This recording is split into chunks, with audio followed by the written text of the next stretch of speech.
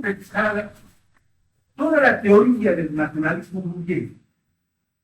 Es claro, como está planteada la liberación nacional en un país oprimido por el imperialismo, la burguesía legítimamente enuncia su respuesta. No es demagogia, no es imposible, es real.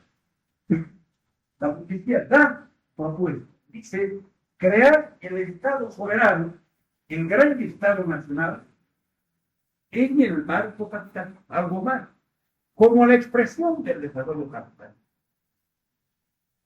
Y un capitalismo. Cuando se está de acuerdo con esta constitución, hay que demostrar que en el país puede todavía desarrollarse un capitalismo independiente de la misma. Ahora han dicho que es un capitalismo deformado y subordinado a los intereses de la metrópoli. Entonces, el Estado nacional, que sería el Estado burgués clásico, se crearía como expresión de este pleno desarrollo capitalista. Esta es, pues, una típica tarea democrática. Esto les va a ayudar a comprender qué queremos decir cuando decimos tarea democrática, una tarea efectiva. Pues, para el proletariado, ¿qué va a hacer? Porque si el proletariado no tuviese otro planteamiento, significaría querer esfumar al movimiento dirigido por la mujer. Pero la práctica, la propia experiencia mundial enseña que el proletariado no bien participa en un movimiento de masas tan imperialista, plantea su propia perspectiva. Entonces, ¿qué va a plantear eso?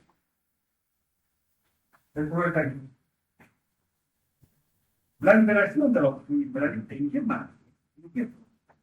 ¿En qué forma? ¿Sí? El recomiendo de desarrollar las formas de mostrar su cuerpo, pero de igual forma. Y eso creo que ya no tiene más democracia. No, son las tareas democráticas, pero los métodos de cambiar. Una cosa en los métodos. El marco quiere decir que es la propiedad privada. Porque es el marco. Lógicamente, por justo, cuando el proletariado dice, cumplo las tareas democráticas, no voy a cumplir la universidad, cumplo a no, con métodos. Son los métodos, no todavía el marco, no la propiedad socialista. Con tareas democráticas, por ejemplo, la pequeña parcela, no puede volver la pequeña parcela de propiedad social. Y de la pequeña parcela, volver a la porque se está aprendiendo. No tiene que estar un momento de cumplir o inyectando la mirada. Por eso dice, con los métodos sociales. Pero concretamente hablando de la liberación del imperialismo, ¿cómo se va a dar? ¿Va a plantear una forma de Estado o no? ¿Sí o no? Obligado, porque ¿cómo va a materializar la liberación nacional si no se va a traducir de una forma estatal? No es que la opresión nacional se concretiza políticamente en la subordinación del Estado a la metrópoli. La universidad, ¿qué va? El Estado soberano quiere. El gran Estado nacional. Ahora el proletariado, ¿qué da? Sí. ¿Por qué? ¿Por qué? Está bien. No, está bien. ¿Por qué? ¿Por qué va a ser el proletariado? ¿Por qué no el Estado soberano que corresponde matemáticamente a la tarea de democrática? Históricamente aquí así.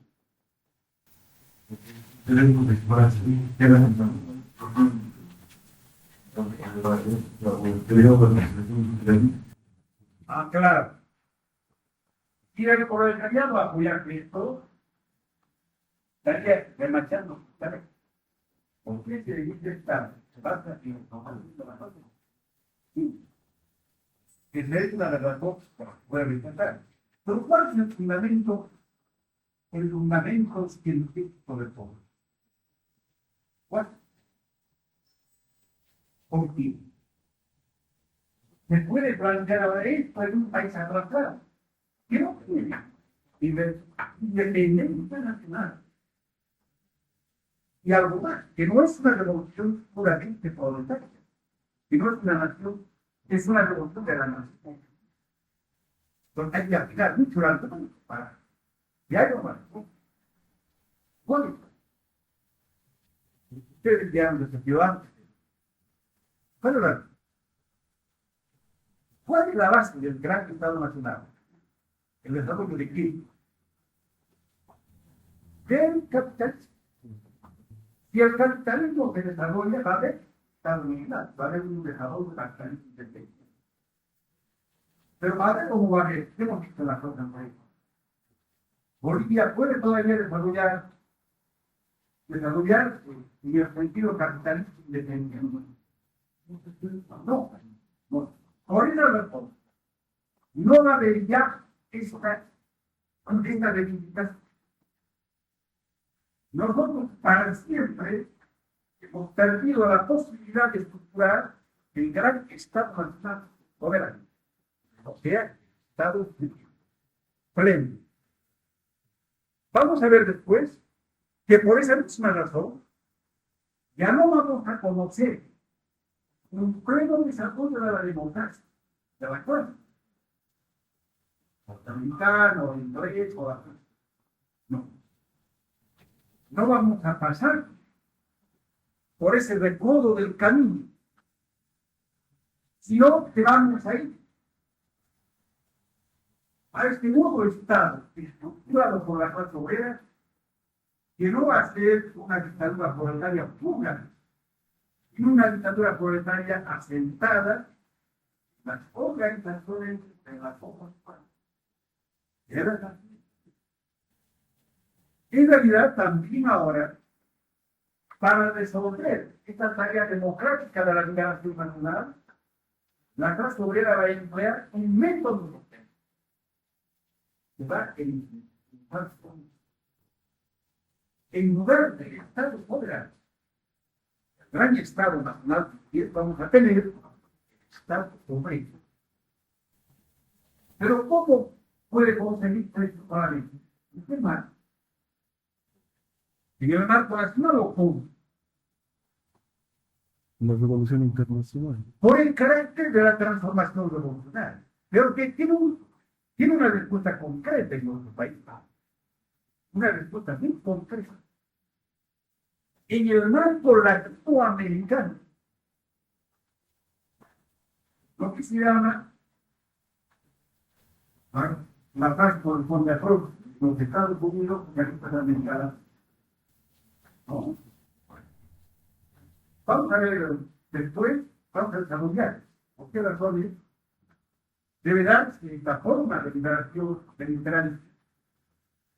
Cuando nosotros hablemos del problema de la actividad internacional en la política, vamos a ver concretamente la otra. ¿No? Bueno, hasta aquí ya. ¿Cómo ha significado de entonces, no, bastante captar. ¿Qué cosa quiere preguntar? ¿Qué cosa quiere? Yo quiero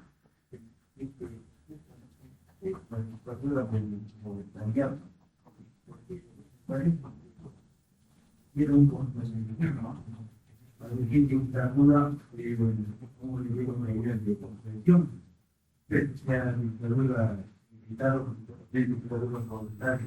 Por eso quería tener una pregunta. Vamos a ver que no está obrero, porque no hay estado no. No. Parlamentario, todas son otros estados opresores, instrumentos de la clase que están en poder para oprimir a los otros. También lo es la burguesía, el instrumento de la burguesía para exportar al proletariado, pero a través de los métodos comunitarios o de una forma democrática. Es una dictadura que pero igual, ambas democracias, quitando los tres del mundo, locales, mantienen el estado de opresión a la mayoría. Esta democracia burguesa es en el fondo una dictadura. Bueno. Ahora, por más que por necesidad de la clase obrera se va a hacer clase gobernante. Durante un periodo, solamente el proletariado va a desaparecer. Pero va a pasar por una etapa de Francia. Depende de convertir en clase gobernante el proletariado va a estructurar su propio Estado, que va a ser una dictadura igual que el Estado de la Unión. Para oprimir a los mensajes de la policía y a necesitar a todos los dictados.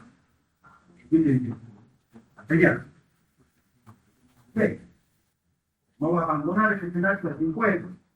Después comprendí que mejor que están todas la discusión. Luego, no, para entender cooperación. Entonces, el Estado obrero va a negar las garantías democráticas a la burguesía. Y por primera vez va a otorgar la plenitud de la democracia a la burguesía. Los dos son dictatoriales. La diferencia está en que el Estado burgués es dictadura de la minoría sobre la mayoría. La proletaria es dictadura de la mayoría sobre la minoría. ¿Algo más? Pasamos a ver. Los movimientos nacionalistas y la clase obrera. Sin duda cabe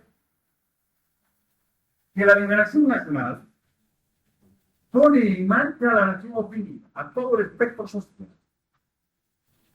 Y generalmente bajo la dirección de la izquierda, o ciertos criterios, económicamente criterios, políticamente ciertos, bajo la dirección de la pequeña burguesía, representando los intereses de la burguesía nacional. Ese es el caso clásico del EGN. No es de nuevo el partido de la burguesía nacional, sino de la pequeña burguesía. Pero lo que quiso hacer en el poder fue materializar los objetivos democráticos de la burguesía nacional, lograr el desarrollo del país en el marco capitalista, arrancar al país atrás, impulsar el progreso del país en este marco, en el marco capitalista, crear el Estado soberano. Bueno, no se puede ignorar estos movimientos. Son permanentes en los países nacionales, porque corresponden a la opresión nacional que a la necesidad de la liberación nacional. Y algo más, como la burguesía es la clase escogedora de la conciencia, de los críticos económicos y esta generalmente comunica cambiar de una manera sintética. Este es un programa. Es decir, se puede decir también que liquidar el atraso del país en el marco capital. Ahora, ¿cuál es la de la clase obrera frente a esos movimientos? Y vamos a tomar, yo voy a pasar brevemente, dos documentos fundamentales que existen en el campo del marxismo revolucionario. Son dos tesis de la Internacional Comunista aprobadas en el segundo Congreso 1920 y en el cuarto Congreso 1920. Yo les diré, entre paréntesis, que en las disputas que hay en el campo del marxismo mundial, estos cuatro hombres, el primero 19, año de la internacional, al 22 internacionalista el cuarto, se consideran los documentos auténticamente legítimos. Porque comenzando del tiempo adelante, ya han realizado los dos congresos bajo la influencia de Ciudad. Pero todavía está disponible el año 22, va a morir el año 23. Y duda cabe que el año 20, en el segundo congreso, el informante del problema de la cuestión nacional colonial va a terminar. Y es la punta de su pensamiento sobre esta cosa. Ustedes tienen que tener presente que hasta la Segunda Internacional no había problema nacional para el marxismo organizado. ¿Por qué era el movimiento europeo? Quiero que en la Segunda Internacional había, por ejemplo, algún país latinoamericano, partido mexicano, partido argentino, y en los congresos. Pero no era su preocupación el movimiento de liberación nacional como parte de la revolución. Ese mérito corresponde a la tercera internacional. La tercera internacional es la primera vez que incorpora las preocupaciones de la discusión marxista mundial el problema colonial nacional. El problema nacional, el problema de la nacional. El problema nacional. Y también otro problema. El problema de las nacionalidades. ¿Ustedes tienen una afirmación o no? ¿Saben lo que es el problema de las nacionalidades? Bueno, no lo es. Pero por favor me dan un. Cuando yo lea una expresión que es muy no van a entender cualquier cosa. En un país debe haber minorías nacionales o mayorías nacionales definidas por un hecho. En espíritu de nación. Debe ser cerca a la vecina de naciones oprimidas, los vascos, los catalanes. ¿Bolivia tiene o no tiene naciones oprimidas? ¿Qué fue? ¿Tiene o no? ¿Cuáles son? Los queches, los aymaras, los pacas, los muros. Son naciones oprimidas. Todas las damas, ¿cuál? Son naciones. La tesis leninista decía: una nación oprimida tiene derecho a la autodeterminación, es decir, a disponer de su autodeterminación. El término muy sencillo. Incluso a separarse. Nosotros tenemos una relación con un vecino mundial.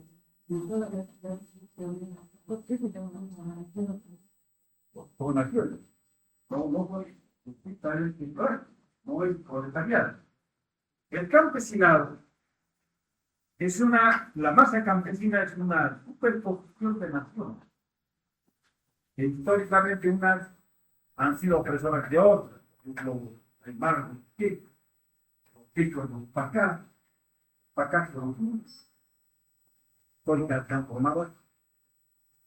La nación es un conjunto de clases, capas sociales, pero también puede ser un conjunto de estamentos, de fracciones privilegiadas, de castas, y puede darse, como se da en el caso campesino boliviano, de una confusión entre naciones y clases, por la excesiva pobreza. El campesino está liderado por la pobreza, entonces económicamente, la forma en que trabaja, etcétera, se confunde con la clase. Pero tiene los rasgos de nación conjunta que sobre todo está expresada en la opresión a través de la ley.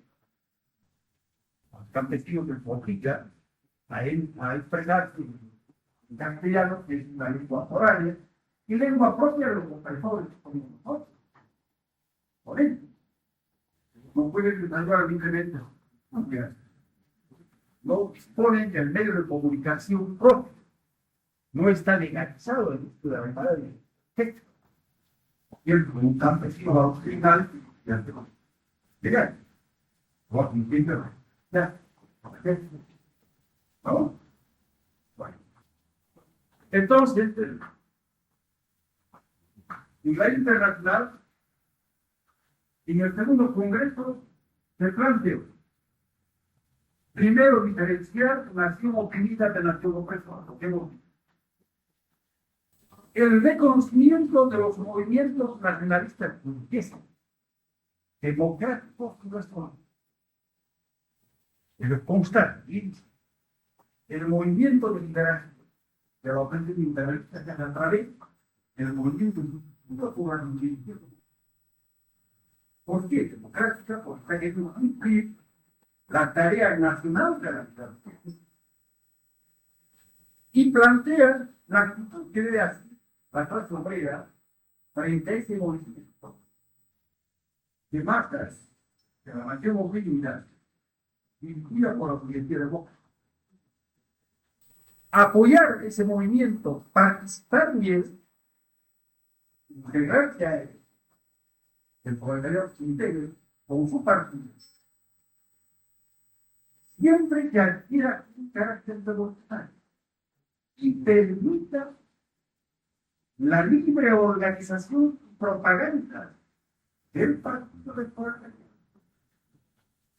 Seguidamente anota, el objetivo final radica en que el proletariado dirija ese movimiento. Entonces, distinguir nación opresora de política. Apoyar solo en un caso a los movimientos jurídicos democráticos. Ellos tenían el problema, como ahora en general, de que los movimientos de liberación adquirían formas burguesas.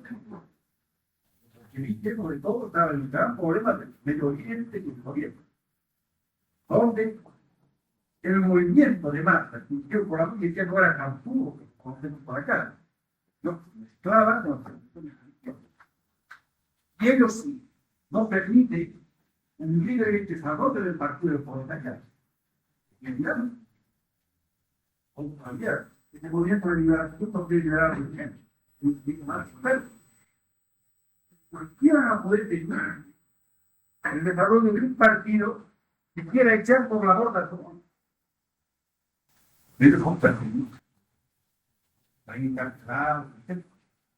En ese caso, en vez de integrarse en el movimiento, tienen que luchar contra ese movimiento, denunciar su carácter de limitado. Solamente intervenir de un movimiento de verdad, y este adquiere un carácter revolucionario, ¿no? Y permite el libre desarrollo del partido proletariado. La finalidad última, lograr que el proletariado dirija a la nación oprimida. Partido. ¿No? ¿Qué quiere decir? Actuar en el movimiento de liberación nacional para aplastar políticamente al partido,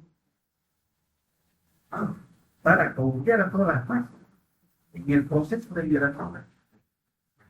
Por eso que ellos decían, todos los países coloniales y coloniales, la primera tarea consiste en formar el partido de la clase obrera. En ese momento se llamaba el pueblo. Y a esta etapa heroica de la tercera internacional, era la tarea número 1. Y conquistar el derecho que este partido se desarrolla libremente en los movimientos de paz, con la finalidad de llegar a la cabeza de la nación oprimida. En el cuarto congreso de internacional se plantea la tesis de que en los países atrasados debe estructurarse el frente único antiimperialista como una táctica adecuada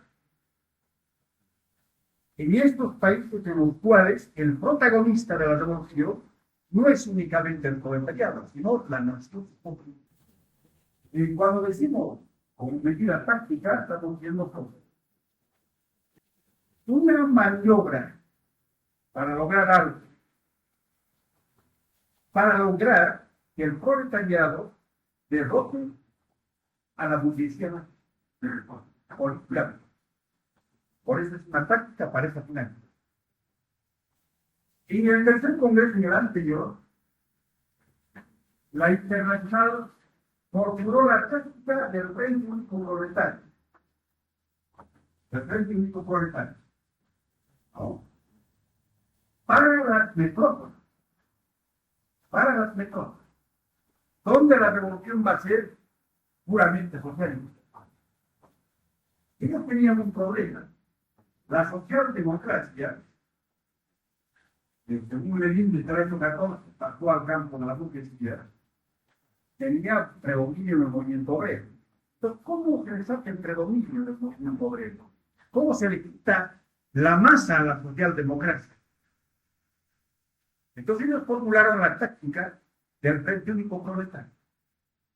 Plantear la unidad de la clase obrera con un programa revolucionario. Luchar por imponer el programa revolucionario, adoptado el programa, demostrar que la socialdemocracia traiciona al programa revolucionario, criticando todo lo que pasa, hasta concluir por desenmascarar a la socialdemocracia ante los obreros, ganar la población. Esta es una mayor ataque para ganar el control del movimiento obrero de los sectores. Hay una forma elemental de tensión para ustedes entienden. Es el sindicato. El sindicato están todos los obreros que trabajan en una fábrica independientemente de los negocios. Todos los sindicatos. Elementales. Pero ahora, ¿por qué? Vieron esta consigna para el país atrás. ¿Por qué no aplicaron el Frente Único? O si el Frente Único es viable, país atrasados, no había para qué hacer. ¿Cuál es la razón? Ahora, claro, hay una gran cuestión. Hay muchos sectores que propugnan para los países atrasados como Bolivia, el sur, el único, por lo tanto.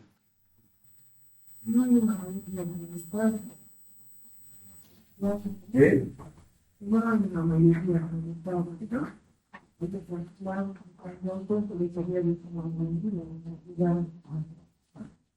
Pero no es solamente un problema de cantidad. Porque también los países de Estados Unidos pueden votar a algún cartesano. Pues ¿cómo se plantea? La razón de la diferencia táctica obedece. En la metrópoli, el protagonista de la revolución es el proletariado. Es una revolución puramente. Porque la mayoría de la población está súper maduro para pasar directamente.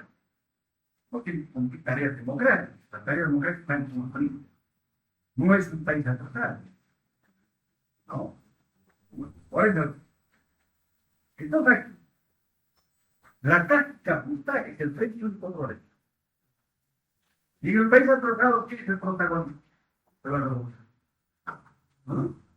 Toda la clase estamos de izquierda, que enviaron la barbaridad de este momento. Son los primeros. La nación oprimida, las cuatro clases. Las cuatro clases. Entonces, para que el partido de la clase obrera pueda ganar a las masas que están siguiendo inicialmente a las clases populares, hay que emplear la táctica del frente antiimperialista. Aquí es para los obreros, va a tocar una sola clase. ¿No?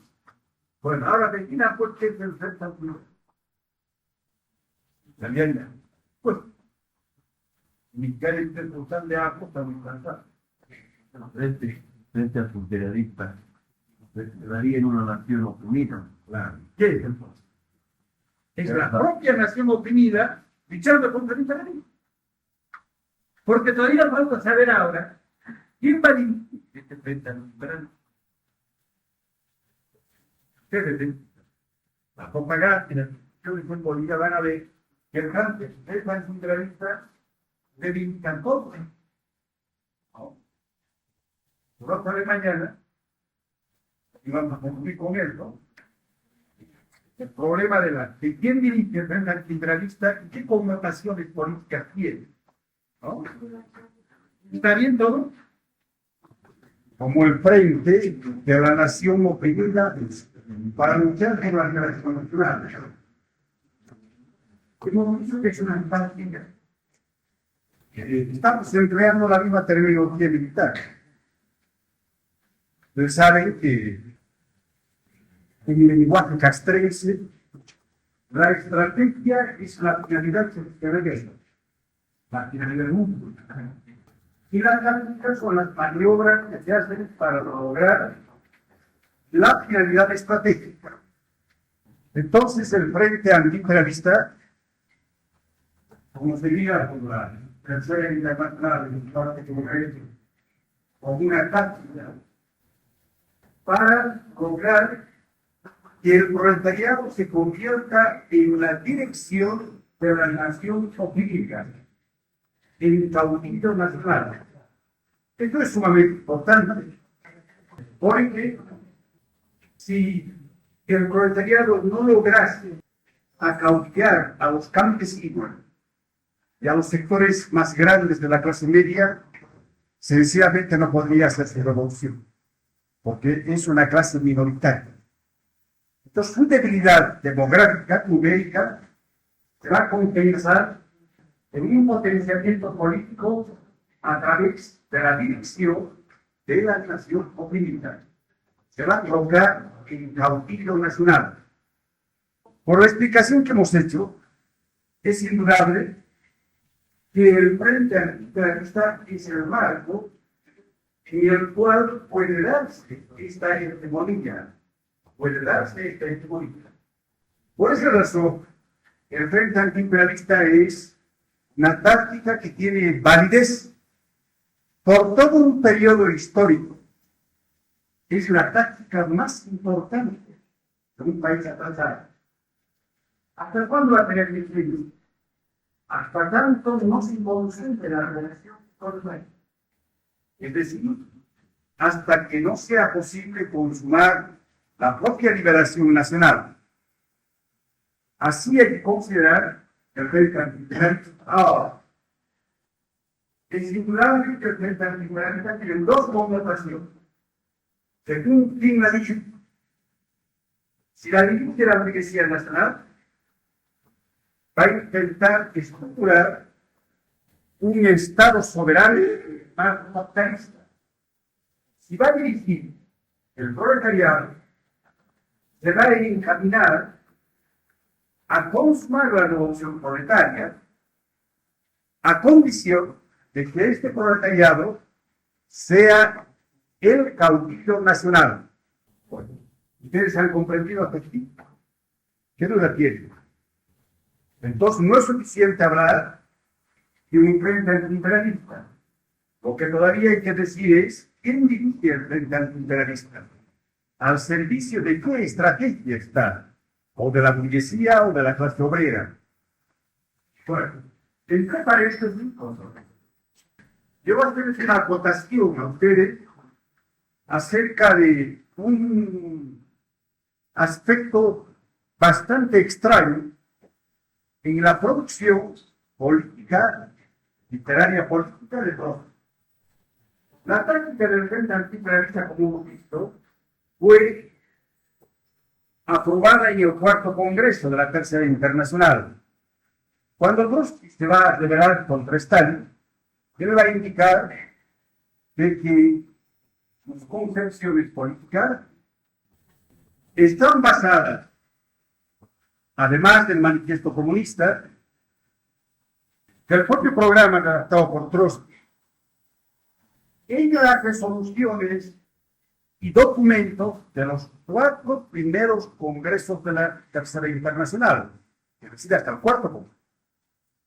Eso nos permitiría suponer que Trotsky estaba de acuerdo con la táctica del frente antiimperial. Sin embargo, él no va a volver a referirse al tema. Y él va a desarrollar, después de los años 30, particularmente después del año 35, una gran campaña contra el Frente Popular. ¿Ustedes saben lo que es el Frente Popular? Era la táctica que unía a burgueses proletarios dentro de la política. Y nosotros estamos diciendo que el Frente Antiimperialista, si está timoniado por el proletariado, es una alianza de las 4 clases, incluyendo la burguesía. Teóricamente no se puede descartar a la burguesía, aquí donde está, o burguesía industrial. Pero a condición de que esta nación oprimida esté subordinada a la estrategia proletaria. Ahora puede darse el otro caso. Puede darse el caso del Frente Antiimperialista dominado por la burguesía. El Frente Popular, en escala artificial y en escala latinoamericana, fue la política, o es la política, de unión entre la burguesía y el proletariado para subordinar al proletariado a la burguesía. El Frente Antiimperialista fue usado por el estalinismo durante muchos decenios. Antes del Frente Popular, en la época de su radicalización, cuando ellos sentaron la tesis de que era posible tomar el poder en cualquier parte del mundo, enarbolar en la periferia semicolonial y en Latinoamérica la táctica del Frente Antiimperialista y organizaron lo que se llamaron las ligas antiimperialistas. Y el año 28 tienen un famoso congreso mundial donde ha llegado la torre. Porque en esta época la Tercera Internacional quería incorporar a su movimiento al APRA. Y ese decía un movimiento latinoamericano antiimperialista. Las ligas antiimperialistas fueron un precedente al Frente Popular, porque importaron la subordinación de la clase obrera a la dirección de la burguesía a través de los movimientos pequeños burgueses como el APRA, por ejemplo. Como Trotsky impugnó esta política de subordinación de la clase obrera a la burguesía durante la Segunda Guerra Mundial, en la China se obligó al Partido Comunista a incorporarse y disolverse en el seno del Kuomintang, que era un partido de 4 clases parecido al APRA o al MND. Se explica que Trotsky no hubiese reivindicado el Frente Antiimperialista por estas discrepancias, como la política mundial de esta vida. Pero digo mal, es un equívoco de parte de todos, porque dejó abandonar una de las grandes tácticas que debe emplearse prescindiblemente en los países avanzados. Hay una laguna en el pensamiento de todos y en su práctica diaria en los países avanzados cuando no se refiere para nada al Frente Antiimperialista, cuando parece repudiar al Frente Antiimperialista. Todos los movimientos políticos que han seguido a Trotsky, repitiendo sus consignas sin asimilar su método, porque en Trotsky lo que vale es el método marxista, la concepción de la revolución permanente, eso es lo que vale. No los vericuetos de su política diaria, que como toda política diaria, como la de Lenin o la de Marx, estos movimientos trotskistas ya han seguido así. Las consignas literales de Trotsky han dado a las espaldas al Frente Antiimperialista en los países atrasados. Han enarbolado más que, en oposición a esta táctica, la táctica del Frente Único Proletario, es decir, una táctica inadecuada. Porque si se aplica la táctica del Frente Único Proletario, lo que se hace es cerrar el camino de la revolución para la clase obrera. porque se la isla de la nación oprimida. Se consagra su condición de clase minoritaria. En realidad, el frente antiimperialista latinoamericano, boliviano, nos llega por el canal del Caribe. Pero ha sido preciso agarrar la consigna y darle la vuelta. Transformarla de táctica al servicio de la burguesía en táctica al servicio de la clase obrera. No sé si a ustedes les interesa el país, pero qué mal, existen algunos grupos que se reclaman dentro de Bolivia que rechazan el frente antiimperialista y se aferran al frente único proletario, a una táctica elaborada para las grandes metrópolis, no para un país en el cual el proletariado es una minoría, un país en el que la revolución va a ser hecha no por la clase obrera exclusivamente, no por la nación oprimida. Bueno, vamos a pasar al otro punto. Pero vuelvo a interrogar. ¿Tienen una aclaración ustedes? Entonces, ustedes inteligentes que vieron la condición por unidad, digamos, la táctica del centro y proletario. No. El frente antiimperialista, porque en los países latinoamericanos, porque son atrasados, el protagonista es la nación oprimida y el proletariado es clase minoritaria. Entonces, su debilidad numérica tiene que trocarse en potenciamiento político, que solo puede darse si este proletariado se convierte en caudillo de la mayoría nacional. Y la táctica del frente antiimperialista le puede permitir convertirse en caudillo nacional. Entonces, es una táctica adecuada y obligada en los países atrasados, más no el frente único proletario, porque aislaría a la clase obrera. La clase obrera unida con 4 o 5 manifestaciones políticas que reclaman del proletariado, resultaría totalmente aislado con referencia a la nación oprimida. Y acotando que el hecho de que todos no se le piden al frente antiimperialista constituye una laguna en su pensamiento que ha perjudicado a todo el movimiento trotskista latinoamericano. Y muy bien. Actitud de la clase obrera frente a los movimientos nacionales. Como hemos indicado, la marcha de la nación oprimida hacia la liberación nacional generalmente comienza bajo el impulso y la dirección política de la burguesía. Nuevamente recalquemos que burguesía nacional debe entenderse como burguesía industrial, no la burguesía compradora. ¿Cuánta burguesía compradora? A volver usted también. ¿A cuál sería la burguesía compradora? Casi su nombre significa. ¿Cuál es la burguesía compradora? A la burguesía comercial. La burguesía comercial. Y el lenguaje marxista se llama la burguesía compradora, la más servil frente al imperialismo. También hemos indicado que un movimiento nacionalista, comprendiendo a toda la nación oprimida, encaminándose a entender con su padre la liberación nacional, busca estructurar al gran Estado nacional soberano en el marco del capitalismo, partiendo de la tesis de que todavía un país atrasado puede conocer un desarrollo capitalista independiente. Cuando adquiere conciencia de clase, y entonces se estructura en partido político. En realidad, el marxismo, cuando habla del proletariado, habla de esta clase, que en el lenguaje hegeliano se llama clase para sí. No clase enajenada, sino clase para sí. La conciencia de clase quiere decir que la clase obrera sabe qué tareas emergen del desarrollo histórico de la sociedad, qué tareas debe cumplir, no los objetivos salariales, sino las tareas históricas. En otras palabras, ¿qué camino va a recorrer para emancipar? Esa es la conciencia de clase. No el problema de la lucha por mejores condiciones de vida y de trabajo. Eso es lo que Lenin llama la etapa economicista. Vamos a analizar cuando veamos para sobre el papel.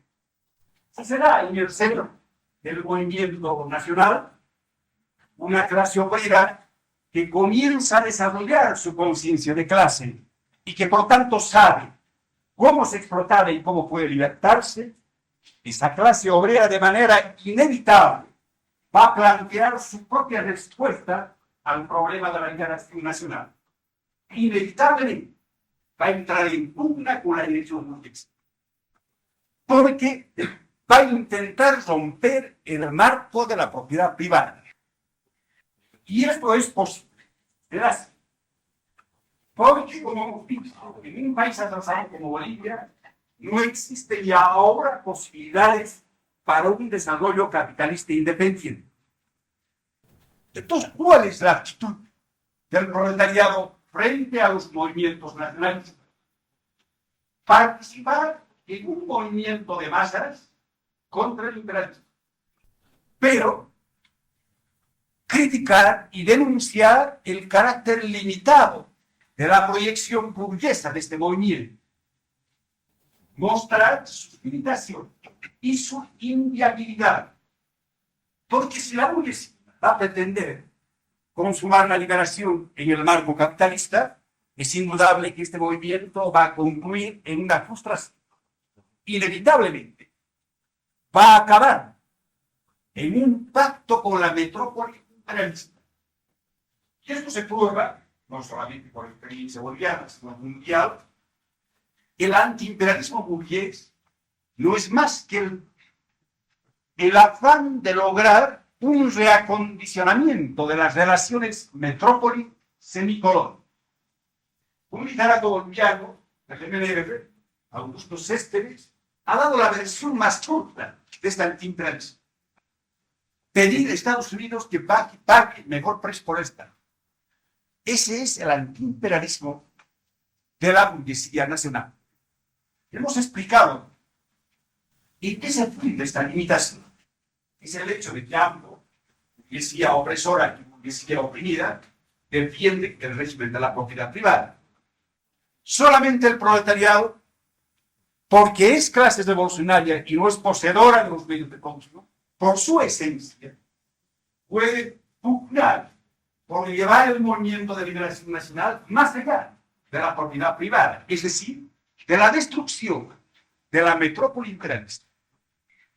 En el plano de la teoría, no se puede descartar que si Bolivia fuese un país, llegase a ser un país capitalista altamente desarrollado, que tendría que trocarse en metrópoli imperialista.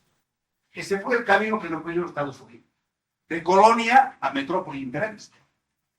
Hemos dicho que esta posibilidad está cerrada debido a la época en que nos toca actuar. Esta crítica a las limitaciones de la burguesía nacional son una parte de la lucha política que se libra en el seno del Frente Nacionalista, del Frente de la Nación Oprimida. Una lucha encaminada a ganar para el proletariado al resto de la nación oprimida, a las masas literales. ¿Con qué método? Con el método de la crítica a las limitaciones y a las traiciones de las direcciones burguesas o pequeños burgueses. Por ejemplo, la formación de la clase obrera boliviana.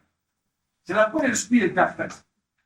Es la madurez de la clase en la escuela de traiciones del MNR. Es la diferenciación política del proletariado con la burguesía nacional. Lenin ha resumido toda esta política de tan vastas proyecciones en un breve párrafo y dice: si es imprescindible la participación en los movimientos de liberación nacional, es también imprescindible la diferenciación del proletariado dentro de la nación. Eso quiere decir que el movimiento nacional antiimperialista carecería de perspectiva si el proletariado no logra expresar su propia fisonomía revolucionaria y solo sigue por su atraso político a las direcciones públicas. Inevitablemente tiene que haber esta diferenciación de la perspectiva burguesa y la perspectiva proletaria. Y eso es la expresión de la lucha política, el punto más elevado de la lucha de clase. Y si el movimiento antiimperialista dirigido por la burguesía llega al poder, ¿cuál es la actitud de la clase obrera ante el gobierno burgués nacionalista? Que va a intentar, sin duda cabe, sacar muchas concesiones a la metrópoli, por su propio interés de desarrollarse económicamente. Inclusive puede intentar cierto grado de autonomía política. Y si es una clase o un gobierno muy osado, se va a plantear la necesidad de estructurar el Estado, el gran Estado nacional soberano. Ahora, ¿cuál es la actitud de la clase obrera ante un gobierno centralista? Por ejemplo, piensen ustedes, ¿cuál debería ser la actitud de la clase obrera frente al gobierno de Villaruel o al gobierno de Lemberger o al gobierno de Toro? Que todos ellos son gobiernos nacionales.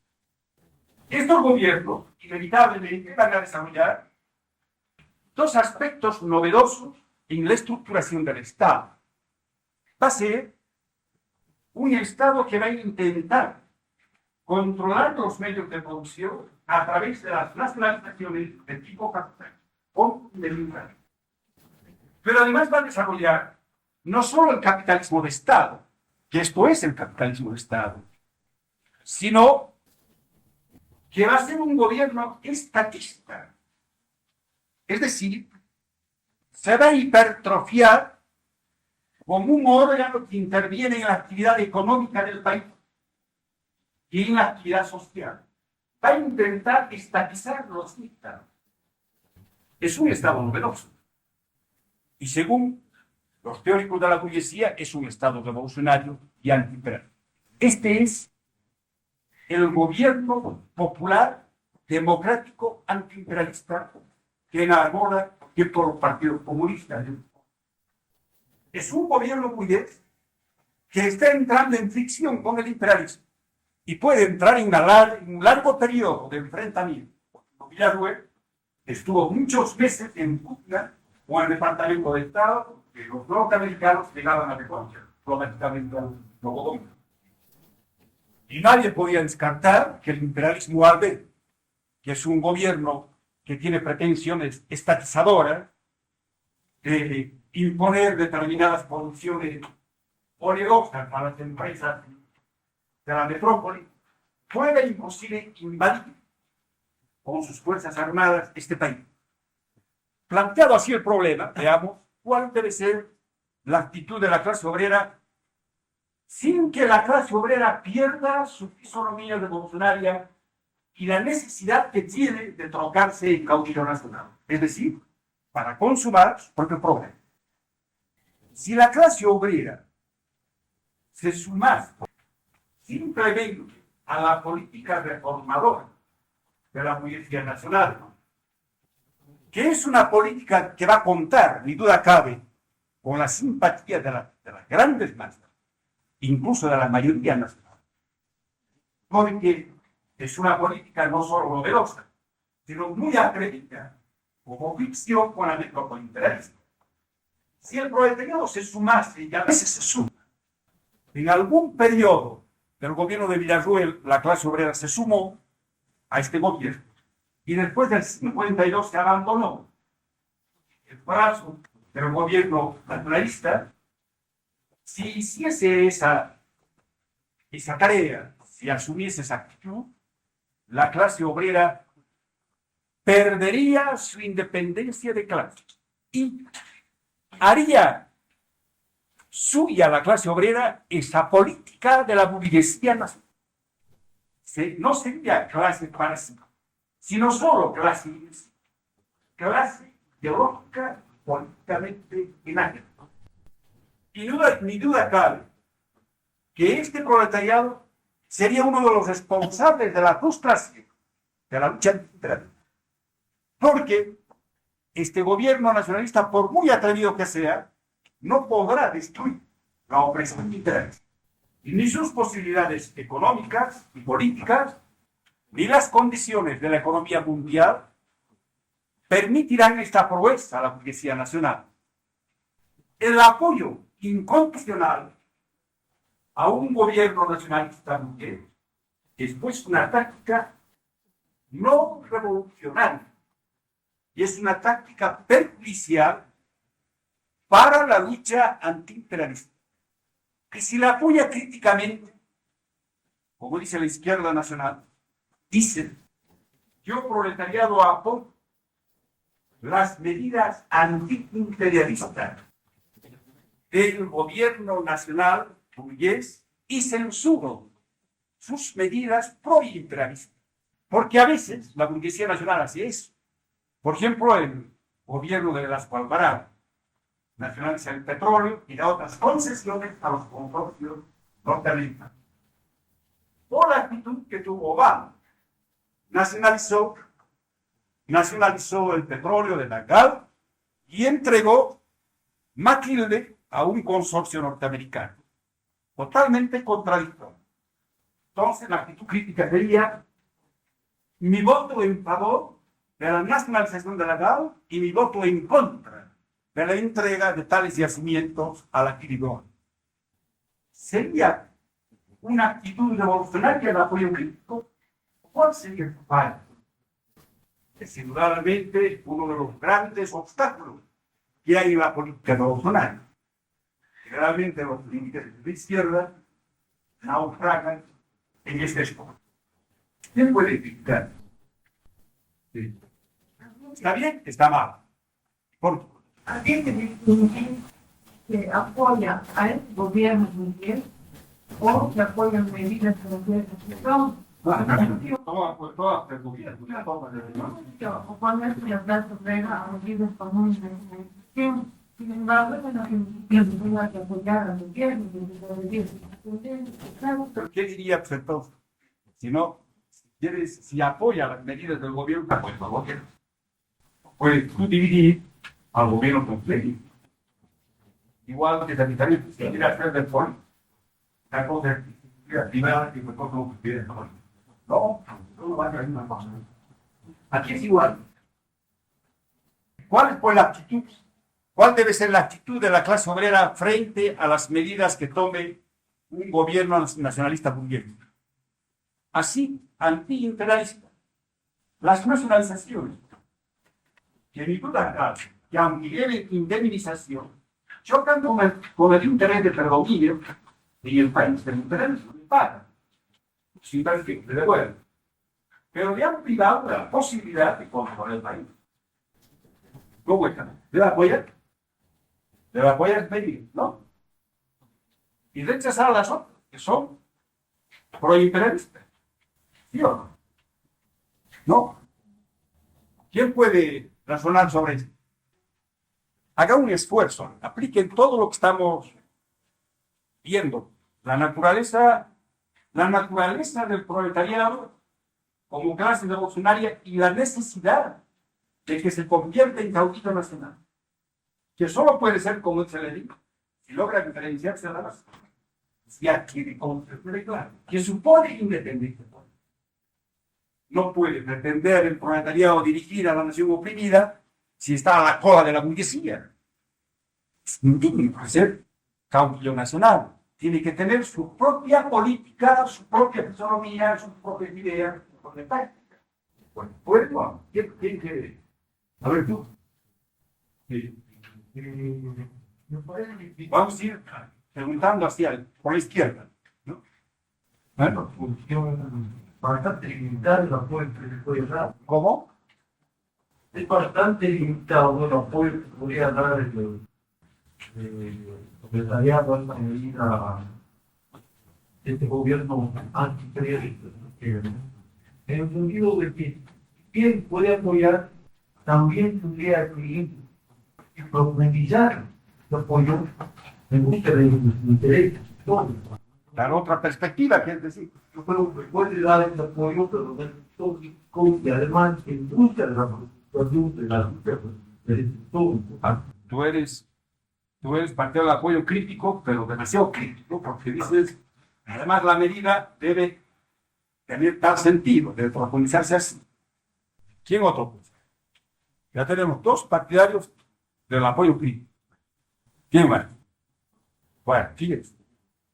Las medidas que toma la burguesía antiimperialista, entre comillas, en este momento sí aparecen oposición con la mejor política. Son medidas reformistas, porque están queriendo modificar la estructura capitalista simplemente, no destruirla. Pero además, los hacen de una manera burguesa, de manera que asegura el fracaso de esas leyes, no de una manera deliberada, no por el desarrollo económico. Yo no creo que el FMR al nacionalizar las minas hubiese pensado que las minas acaben en el mercado. No. Quería que la explotación de las minas sea la base de la prosperidad económica y de la estructuración de la burguesía. Entonces, tal osadía mental, como todo líder, como tal osadía mental, que pretendió formar desde arriba, con el método de Bismarck, a la burguesía nacional, que es un producto del desarrollo económico histórico. No es un producto de la voluntad del gobernante. Pero sí, ellos quisieron organizar a la burguesía nacional desde el poder a través de los recursos estatales.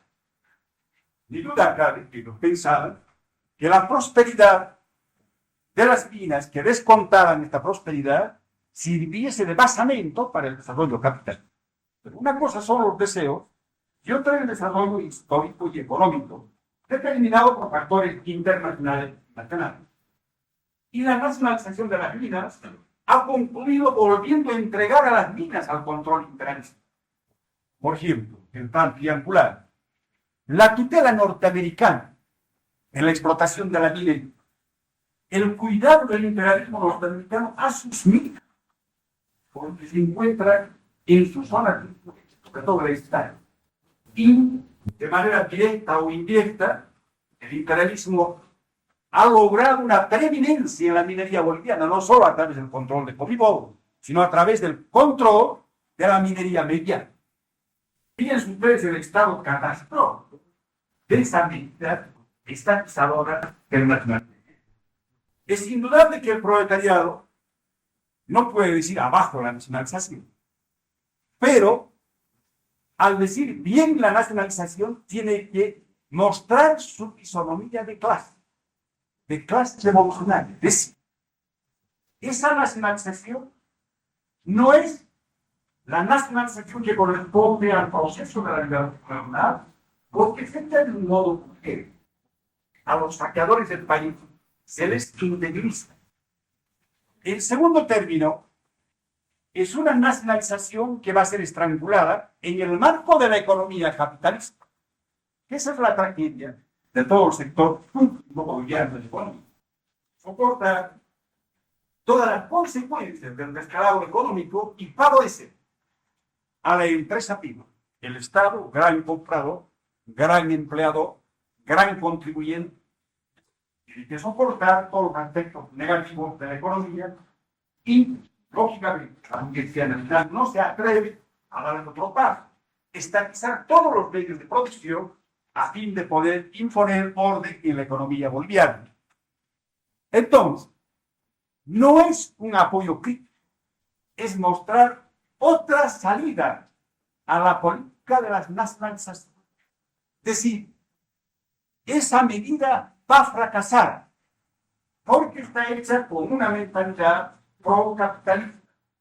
La perspectiva para la liberación nacional es esta, una nacionalización hecha de una manera plebeya y con tendencia a entroncarse en la estatización de todos los medios de producción. El apoyo crítico es exactamente el apoyo a la política nacional. Es otro de los equívocos en las que ha incurrido toda la izquierda marxista, desde el estalinismo hasta el trotskismo. Y duda cabe que podría esperarse que el trotskismo organizado mundialmente pudiese percibir la falla de la política nacionalista, pero tuvo una capituladora ante el nacionalismo, porque en el caso de Bolivia aprobó el apoyo crítico al MNE. ¿Qué es pues, el apoyo? Es decir, viene un aspecto de la política y rechazo la otra parte. Me sumo, pues, a la política burguesa, que la considero buena. Me subordino a la dirección burguesa. Pierdo mi fisonomía de clase revolucionaria y mi independencia de clase.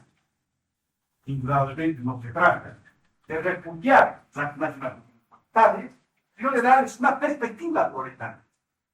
Esa debería ser la actitud de la clase obrera frente a los gobiernos nacionalistas. Ahora, es otra cosa. Cuando la metrópoli invada o combata ese gobierno nacional, que no es proletario, el proletariado debe rechazar esa actitud intervencionista del imperialismo, porque así afirma el movimiento de liberación nacional. Rechazar la agresión norteamericana no quiere decir apoyar la política del gobierno nacional. No quiere decir afirmar la voluntad de romper la opresión imperial. Y vamos a un ejemplo práctico. La Tustus, y duda acá, que da un gobierno y debe tener la posibilidad de trocar su paz, como demuestra su brutalidad en la lucha contra las masas populares. Pero no es fascista porque no encuentra el apoyo de la clase media. El fascismo no es un movimiento experimental, un grupo de... No. Fascismo es la violencia antiobrera y antipopular que se encarna en el descontento de grandes capas de la clase media. Bueno, a este gobierno, por X o Z razón, el Departamento de Estado le pone su no le reconoce y le quita la indemnización. Ustedes, el funcionario, representante de la clase obrera, ¿qué hace? ¿Apoyan o repudian a Carter? Carter quiere deshacerse de nada. ¿Y nosotros tal? ¿Formamos un frente con él o qué hace? A ver, Carter quiere voltear a tú también intentó. Pero ahora, ¿qué haces con la actitud de Carter? ¿La apruebas o la rechazas? Yo creo que en este aspecto mío construir una política de cambio. Hace un frente común con el imperio. Si coincide, lógicamente que no es común. Tú tienes un odio lógico, visceral, a nosotros. Si es comercial. Carter, el demócrata, quiere estar en poder y lo coge. Ahora, ¿qué? Por un resto, ¿qué? Tendría dos opciones de aceptar a Martín o de rechazarlo. Pero exactamente no está aplicando lo que hemos dicho. Te has olvidado lo que hemos explicado. ¿Por qué vas a tener que aceptarlo sanando? Si lo aceptas tú, te vuelves fascista. Lo mismo cuando el PSI no puede asegurar que se puede una gran lucha contra el bonismo. Exactamente está por una fascista. Ya vuelves que eres.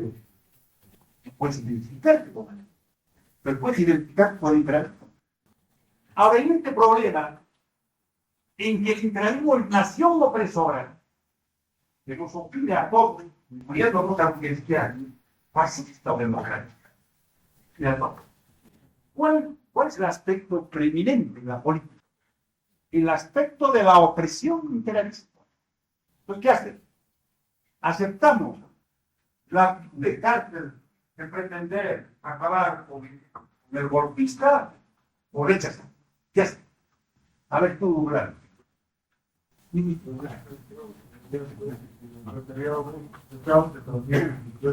Este caso de la cruz y que también rechace la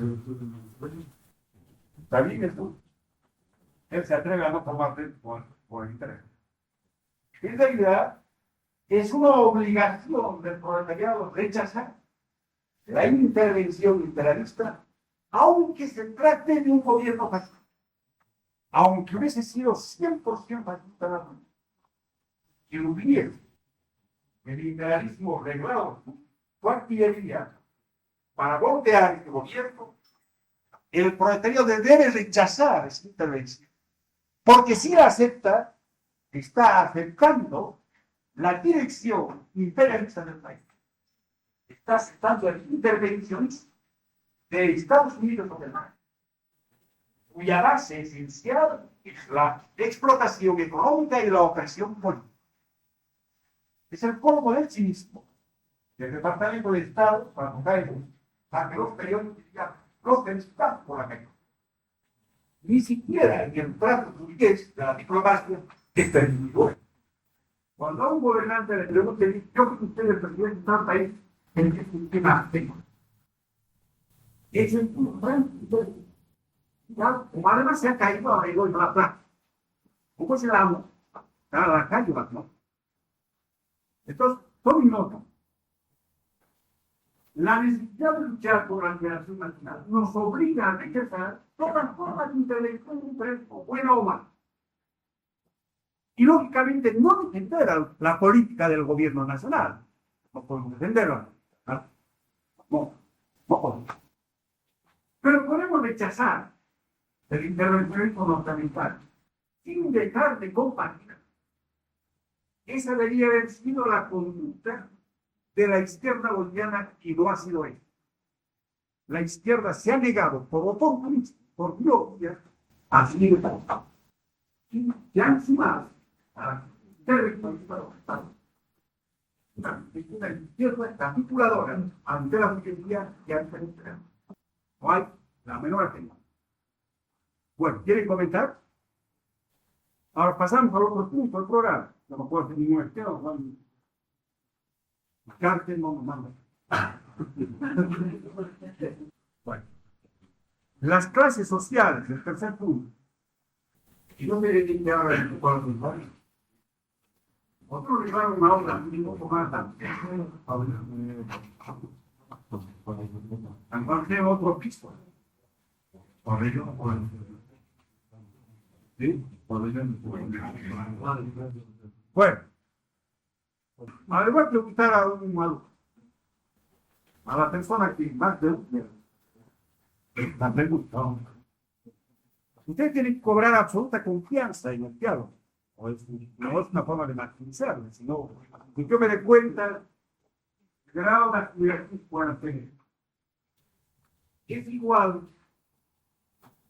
Desigualdad social es equivalente a desigualdad social y desigualdad económica o no. O mejor, es igual desigualdad son desigualdad social, desigualdad de clase, para que sea más claro. Igualdad social, desigualdad de clase o no. Ya, ahora les recuerdo. Desigualdad social y desigualdad de clase. La desigualdad. ¿Jefe en toda China son iguales? No, pero Socialmente están en diferentes niveles. claro. Tú ganas la migaja y el jefe se considera los restantes. Es la desigualdad Social. social. Por ejemplo, en la clase obrera, el uno de los que se gana un salario, pero bueno, un gozo. Voy a llegar a los 10.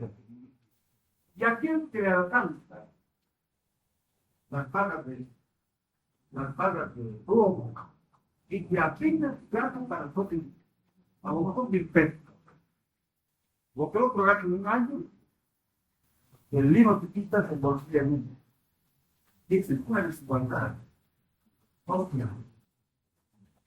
Ahora, tomen en cuenta que esta desigualdad social le trae para una serie de privilegios. Puede que el no turista sea de la aristocracia. Podría.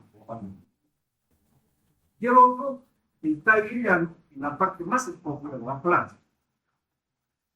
Cuando la ley en la Edad Media reglamentó las desigualdades sociales, apareció también una catalogación de las capas sociales privilegios por la ley. Ahora te las podrán. Ahora, hoy están.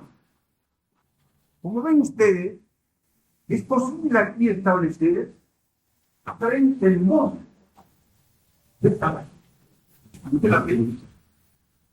En esto se basará la clase.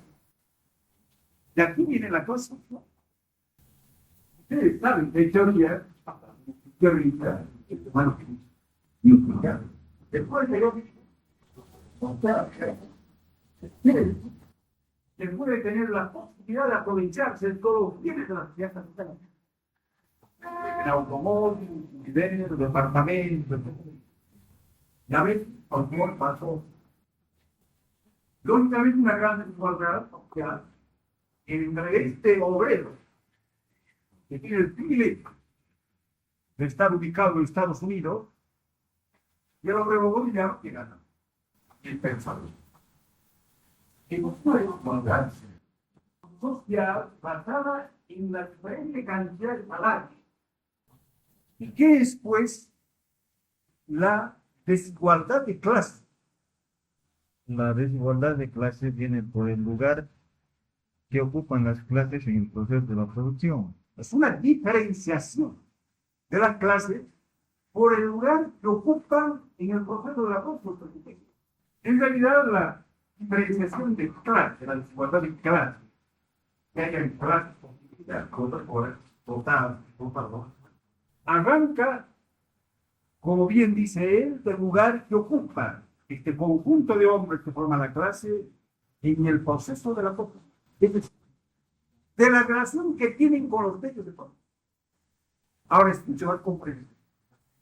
De la relación que tienen con los dos palabras, son o no son propietarios de los medios de forma. Ahora, para significar, ¿no?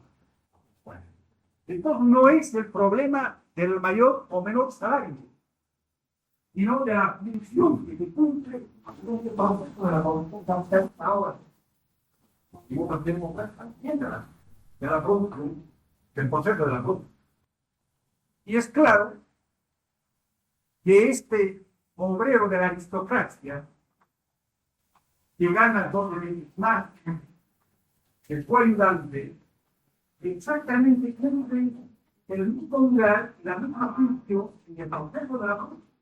Porque los dos, el mal pagado y el bien pagado, son elementos que solo poseen fuerza de trabajo. Son fuerza de trabajo. Aunque además con personas, pero para simplificar, digamos, que son fuerza de trabajo.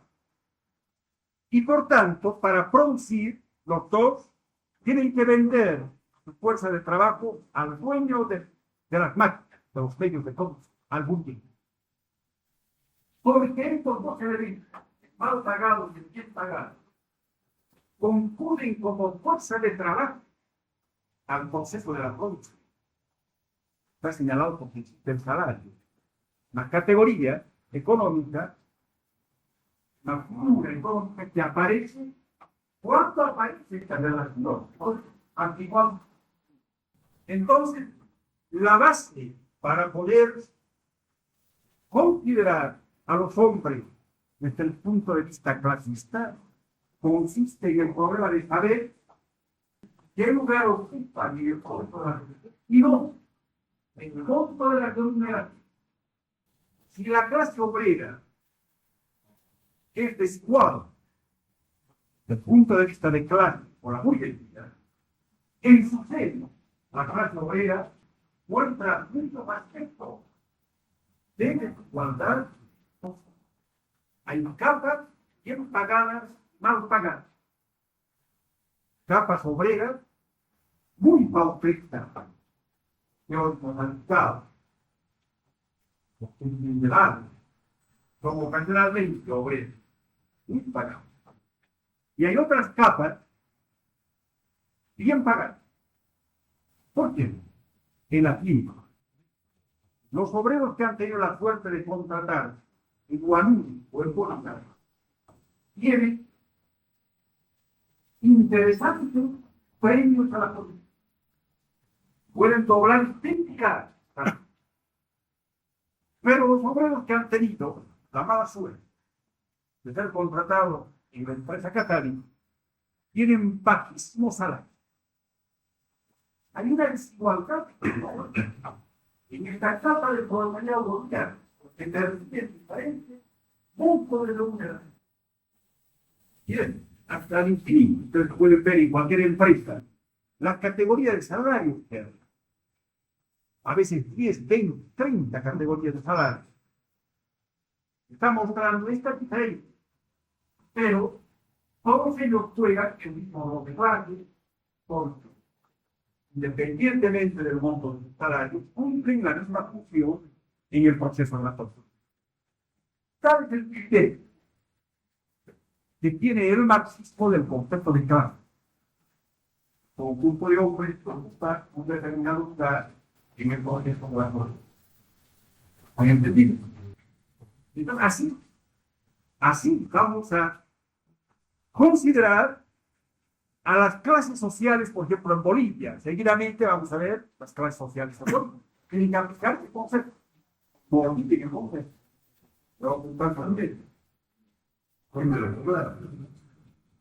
En la sociedad comunista primitiva, en clases sociales, como consecuencia del poco desarrollo de las cosas productivas, el bajo nivel de la tecnología, de manera que en la sociedad no hay un trabajo adicional y un concepto adicional. Trabajan todo el tiempo para producir un cargo también. La causa de que no exista clase social asociada comunista primitiva se debe al bajo desarrollo de las cosas productivas y no permite a los hombres acumular un producto excedente. Cuando el desarrollo de estas cosas productivas, el pequeño desarrollo, va a permitir un producto excedente, va a ser lo evidente que una parte de los hombres tengan, además de su trabajo necesario, llevarse el trabajo a su alimento, además del trabajo necesario, van a realizar un trabajo adicional que va a dar una ganancia a los dueños de este producto diferente. De esta manera aparece en la ciudad. Consecuencia de la aparición de un trabajo y un sobrante de las necesidades de alimentación. Como ven ustedes, esta frase, posibles o aparentes, están indicando que hay un tratamiento específico de la fuerza productiva. El mecanismo de la aparición es, lógicamente, la existencia ya y un trabajo adicional, además de lo que uno necesita para comer. Ese trabajo adicional se va a apropiar el dueño y ha logrado acumular en sus manos un producto excedente. La primera necesidad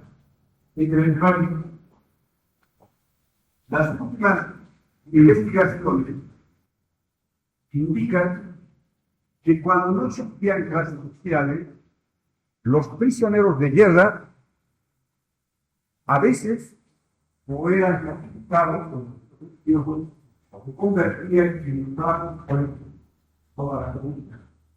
Cuando aparece el trabajo de producto diferente, estos esclavos se convierten en propiedad individual de los poseedores del trabajo diferente.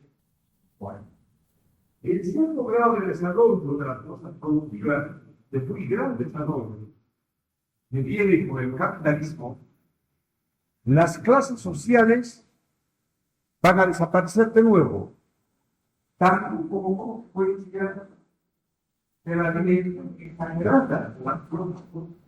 Esta vez, el crecimiento de las cosas productivas va a ser innecesario. La existencia de las clases sociales, porque van a cambiar las condiciones para la desaparición de la propiedad privada, de una de las formas de la propiedad privada. Y en el cuerpo aparece la primera forma de propiedad privada y de división social del trabajo. Esa emergencia van a ser las clases sociales. Ahora, van a aparecer la propiedad clara, va a aparecer la propiedad colectiva. Porque si no aparece la propiedad colectiva, las cosas productivas van a estar en permanente choque con la propiedad privada. Porque el desarrollo de la propiedad va a presentar como condición la aparición de la propiedad colectiva. De esta manera va a ser perjudicial la existencia de la clase social. En este sitio, la primera aparición de la